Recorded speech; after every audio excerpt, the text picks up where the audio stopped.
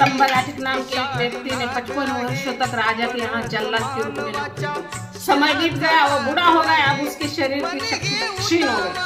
2-3 प्रयास करने के बाद ही अब वो किसी की हत्या कर पाता था। अंततः उसे इस कार्य से सेवानिवृत्ति दे दी गई और उसकी जगह किसी और को रख लिया गया। सेवानिवृत्ति के बाद एक दिन उसने अपने पत्नी से कहकर मनपसंद स्वादिष्ट भोजन बनवाया और नदी में स्नान कर, नूतन वस्त्र धारण कर, माला पहनकर, शरीर में इत्र एवं सुगंधी पाउडर लगाकर घर में आसन पर बैठकर भोजन की प्रतीक्षा करने लगा। उधर सारीपुत ने अपनी ध्यान साधना से उठने के बाद सोचा, मुझे आज भिक्षाटन के लिए कहा जाना चाहिए। उनकी दिव्य दृष्टि उस जल्लाद पर पड़ी। उन्हें लगा कि वह जल्लाद उनका स्वागत करेगा और इससे उसका आध्यात्मिक कल्याण भी होगा। अंततः ये सोचकर सारीपुत उसके दरवाजे पे जाकर खड़ा हुआ। भिक्षु को अपने दर के दरवाजे पर खड़ा देखकर जल्लाद ने सोचा, मैंने जीवन भर लोगों की हत्या की है, कोई भी भलाई का काम नहीं किया है, क्यों ना मैं इस भिक्षु को भोजन दान दूं। पहली बार कोई भिक्षु मेरे घर के सामने खड़े हुए हैं, मेरे घर में खाने के लिए स्वादिष्ट भोजन भी बना है, क्यों ना मैं भिक्षु को ये भोजन करवाकर पहली बार पुण्य कमा लूं।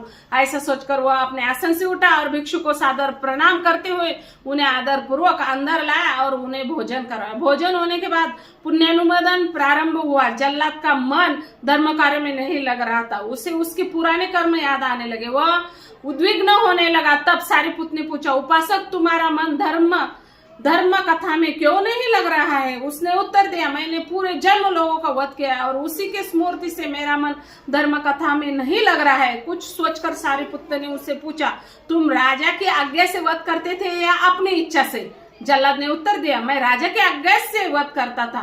तो दोष तुम पर कैसे लगेगा? जल्लाद समझ गया कि वह उस पाप का कारण नहीं था। अब उसका मन धम्म प्रवचन में लगने लगा, उसका चित्त शांत हो गया और वो श्रोतापत्ति से पूर्व स्थिति में जा पहुंचा। धर्मसभा में भिक्षुओं ने आश्चर्य व्यक्त किया कि जल्लाद का जन्म देवलोक में कैसे हुआ। समझाते हुए बुद्ध ने बताया कि भिक्षुओं सारीपुत के रूप में उसे एक बहुत बड़ा हितैषी मिल गया था।